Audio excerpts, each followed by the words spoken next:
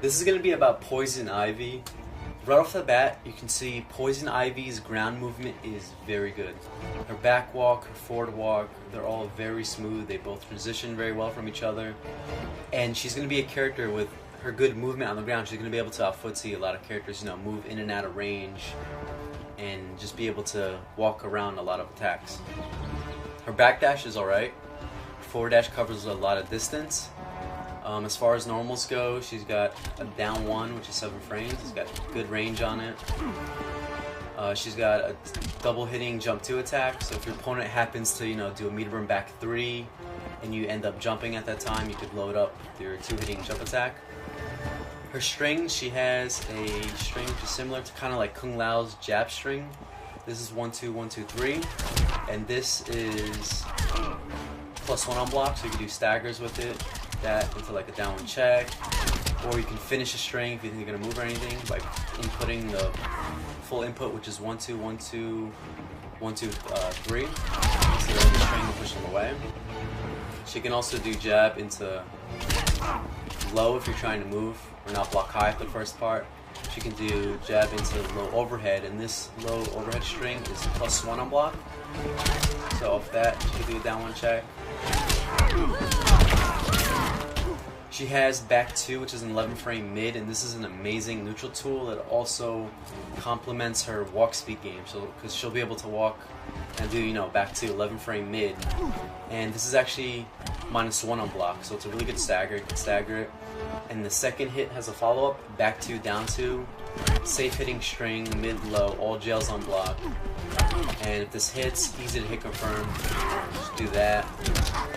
Do a full combo, and then go into setup or whatever you want to do with her.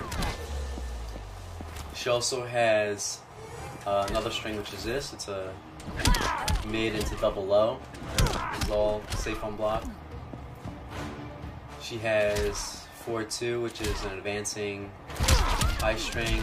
Goes into 2 mids, and then you can end an overhead. This is also safe on block. Last hit. And this is a plant that's mainly for combo enders. So if you want to get some distance, you can do that. Push them away from you. You can end your combo on that. Do something like get a free trait summon and then start zoning them. Now getting into her special moves, she has a command throw. This is mainly her wake up, fully invincible. And it's not a mid like a lot of other command throws. It's actually high, so you can duck it to make it whiff completely. And what this does is it restands your opponent. So let's say I do a juggle, like a jab into launcher. You can do this into command throw or restand them, it'll be 0 if you don't want to deal with your opponent's wake ups. And you can also meter burn it on the restand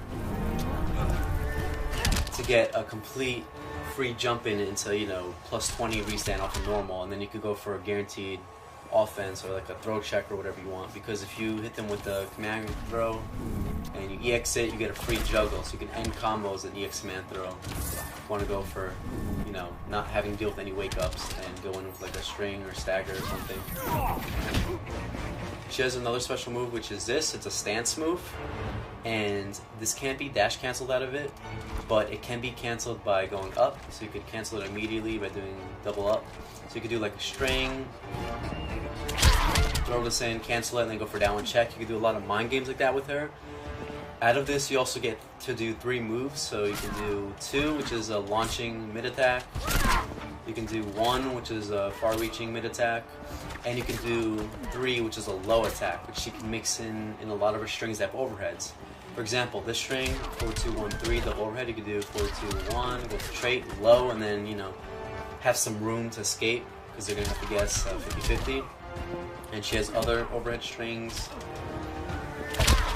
which one of them being this, 2-1-3. This overhead is +1 on block, so you could do 2-1 low, away from you, or with the overhead, get some space. With her, you want to be a lot neutral and controlling and having your opponent come to you and deal with your range and your walk speed. Another one of her specials is this, Bed of Thorns. Similar to Aaron Black's Caltrap from MKX, if your opponent goes next to it, they stand in it, they're going to start taking damage over time. So if your opponent has a little bit of life left, you can throw out Caltrax or EX it, you'll do more damage, and they're going to have to wait it out or try to avoid it while dealing with all this stuff. She also has this, which is a bark move, and she puts bark on herself, and this will have her take reduced chip and damage on hit. So let's say you're getting in zoning wars, you're trying to keep them away, you hit them with this, you get a free bark, and then you block a projectile, you take less chip, then you're going back to zoning them, or you end up getting hit, you'll take less damage. She also has this, which is probably her best special move. It's similar to Aquaman's From the Deep, where it tracks on the ground very well. It's a lot safer than his. It's -12 on block. Also has pushback. So from range, you're going to be wanting to be very annoying with this. It's good anti-zoning, good to keep your opponent on their toes when they're trying to move. You can meter burn out and block to make it -9 with a lot of pushback, which will make it very safe and barely any characters can punish it. So with her, you're going to hit confirm into that. You do like strength, confirm into that. And then off that, you can do a combo with 4-3, and then go into what kind of ender you want. So this move's very good. Just to show you how it is on block. You can see, pushes opponent, it gives you some good distance from each other. Now getting into her super is kind of like Catwoman's super from Injustice 1, not that much range. And it's not safe on block, it's actually -30. But it's a mid, and if it hits, it does a good amount of damage. This is her main wake-up attack, aside from the command throw, because Poison Ivy is not that great on wake-up. If you knock her down, she doesn't have super. The only wake-up she can do is this high command throw, which is fully invincible, but again, you could just duck it.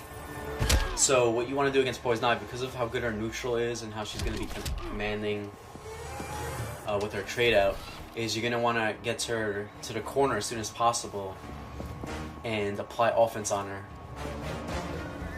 Now her trait is very good. She's mainly a trait character, which means she's all about trait management, getting your trait out, making the best out of it, and milking it as much as you can every round. What her trait does is it summons a creature to fight for you, and the creature will start throwing projectiles, and you can see it tracks wherever your opponent's current location is. So if they're over here, it's going to still be throwing fireballs at them. And the great thing is, while that's out, you're going to be doing this. You can zone, go cheat, harass the opponent nonstop.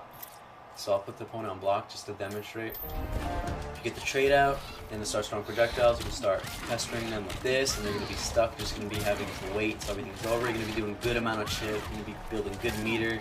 Just being completely annoying. And while they block the drill, remember, they're going to be having to guess if you meter burn it or not to advance forward. So if they end up getting hit by a meter burn one, hit them with another drill, you buy more time for your trade. And you always want to get this out as much as you can around and use the hell out of it. You can also, if you need to get in, and your opponent doesn't have meter push block, you can start doing stuff like this. The trade will cover you. It's super annoying with 4-3s, going to 50-50s with low or overhead strings while it's pressuring. What the opponent can do though is if you're close, the opponent can actually push block to make the trait go away. So it's not going to be free offense into all that stuff every single time your opponent has a bar. So mainly, since your opponent can push block, what Poison Ivy players are most likely going to do is they're going to end combos and string to summon far. This will give a free trade summon, and then you're going to be able to harass because your opponent can't push block if they're not up close. So she's going to be able to definitely use her trade from far to harass you non-stop with that.